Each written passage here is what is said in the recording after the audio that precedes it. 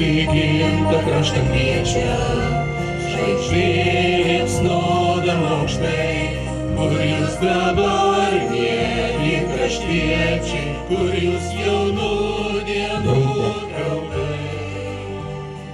Bėgo metai nuvanavo, lyg bangos žylinčių rugių, o įslėgių jaunystės tavo prie nepamirštamų langų.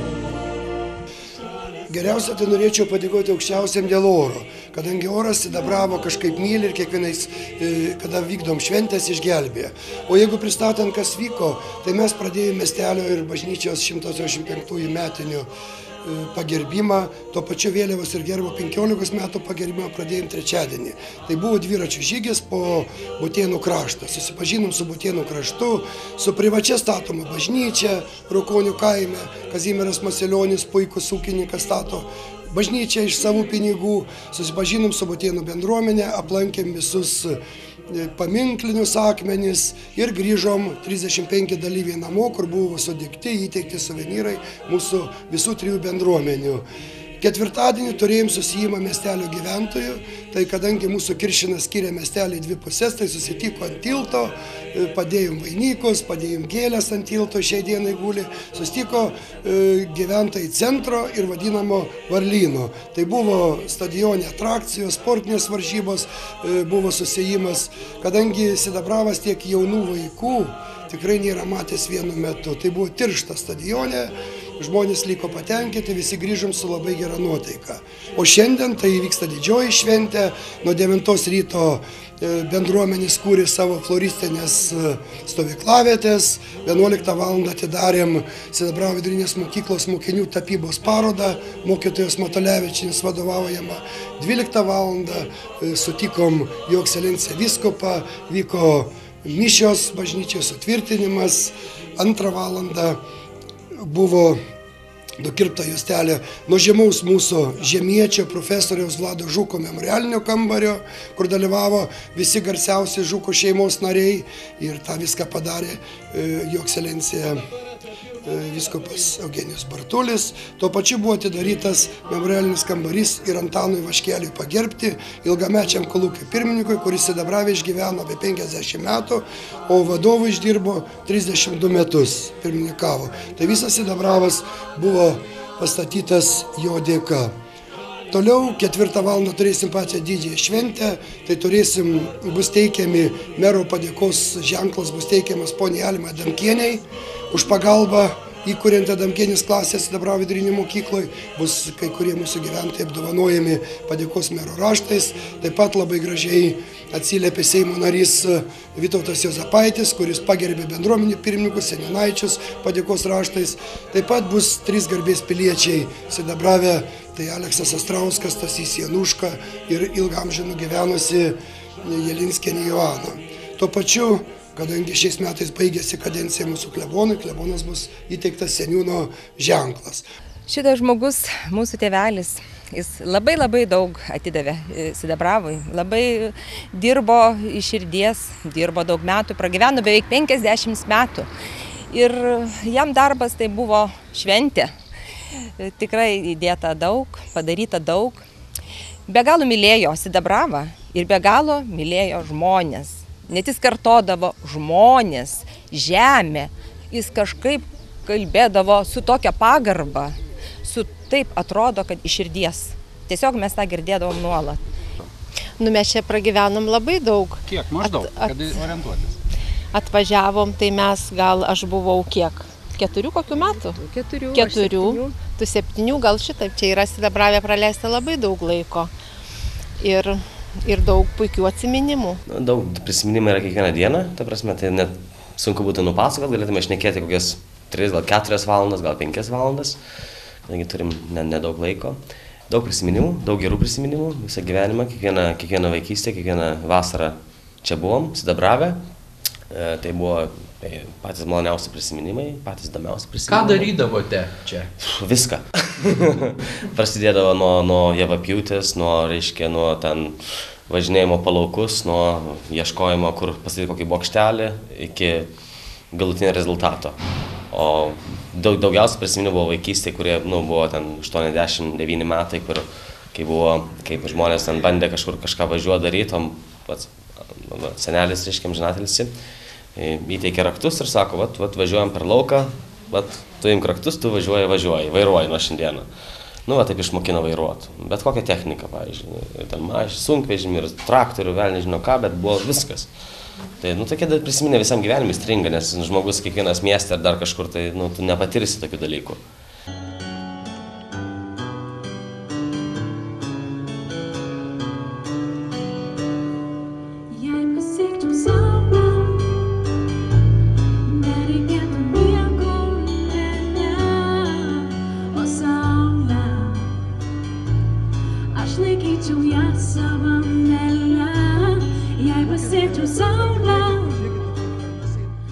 Buvo labai gabus žmogus ir visuomet, mokė vertinti literatūrą ir meną.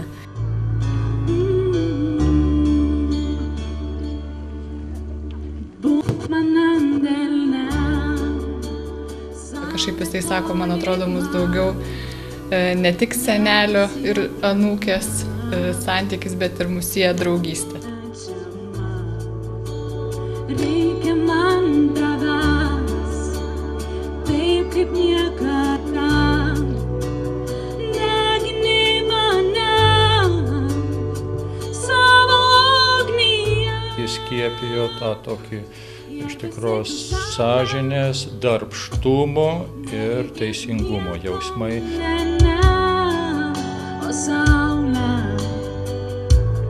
aš laikyčiau ją savam dėle, jei pasiekčiau saulę, nereikėtų nieko, o saulė, aš laikyčiau ją savam dėle.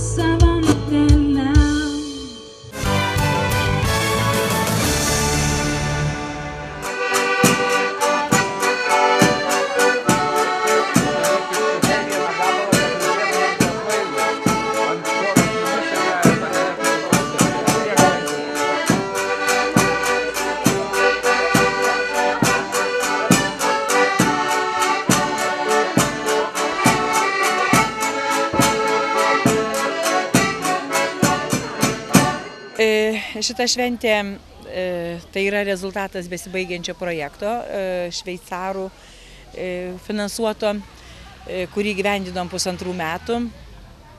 Šito projekto idėja, tai pati pradžia buvo, kad sveiko maisto kaimas.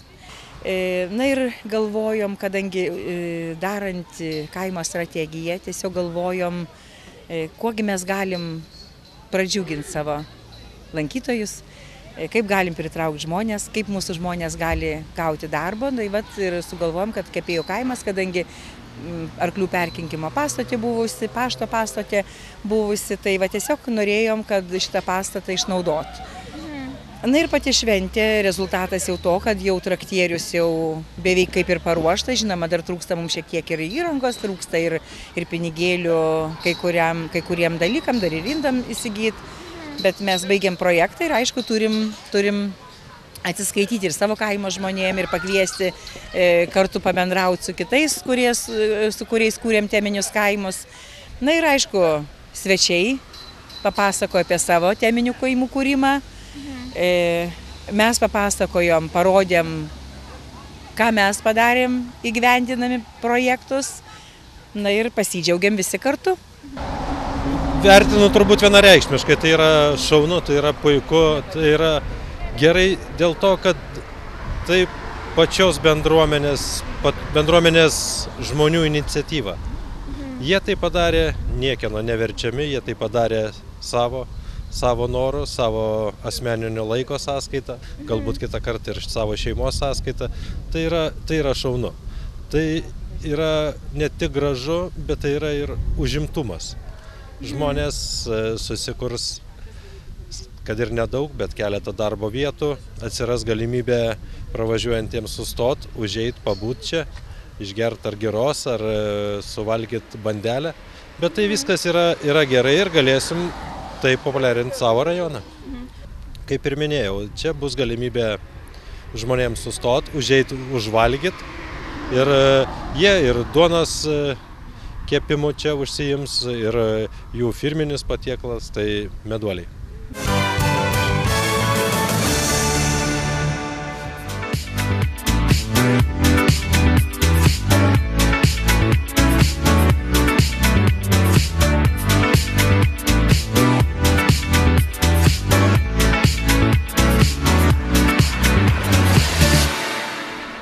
Šiaip tai 10 metai, kai stovykla organizuojama, tik tai buvo keletą metų, kad su pertrauka, bet šiaip 8 laida. Kaip ta mintis kilo? Pirmiausia, man visą laiką, aš siekiu tobulinti patį ugdymo procesą. Ir pats ugdymo procesas mokykliniai tai yra reglamentuotas. Bet ten, tame ugdymo procese, negalima kai kurių dalykų išmokinti vaikų, nes neįmanoma, nes nėra sąlygų. O reglamentas tai yra pamoka, skambučiai turiu. Čia reiškia, man kilo mintis, kad būtent per popamokinę veiklą kai kuriuos mokymo programos elementus įvesti ir jiem parodyti. Pavyzdžiui, aš niekada neįsivaizduoju, kaip galima istorijos kokį nors rezistencinį laikotarpį vaikus mokinti kabinete, pasakoti apie partizaninį judėjimą ir niekada nepabūti prie kokios tai žeminės, naktį nepabūti toje aplinkoje, kur buvo tie partizanai. Jeigu to nedarai, tai niekada tas vaikas nesupras. Tai klausimas, tai kaip mes norim, tai ar norim mes iš tiesų, kad jie suprastų. Tai per tokį. Toliau, kai kodėl netgi geografinius dalykus. Pamokoje neįmanoma išmokinti tokių praktinių dalykų kaip čia. Čia net nereikia mokyti, bet praktiniai įgūdžiai po truputėlį formuojami ir vaikai greitai įsisavina. Kitas momentas, man labai svarbu, kad vaikai viso to nejaustų, o padarytų ir išmoktų ir išliktų, kaip sako, juose liktų liekamoji vertė susiformuotų. Tai vat kilo mintis kažkaip kitaip man padaryti. Ne šiaip organizuoti pavažiavimą, pasėdėjimą, ten kažkokią laisvalaikio formą. Čia lygiai tas pats, bet jie labai užimti ir mano po visą tą piramidę nelieka laiko žalingam įpročiam. Taip suorganizuoti, kai jiem nebūtų galimybės.